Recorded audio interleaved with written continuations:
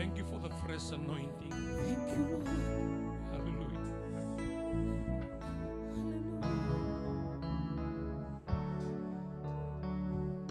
Go give me la glory to you. Hallelujah. Hallelujah. Father, we give you back the glory and the honor. And we want to thank you for this morning. Thank you for your divine visitation. Hallelujah.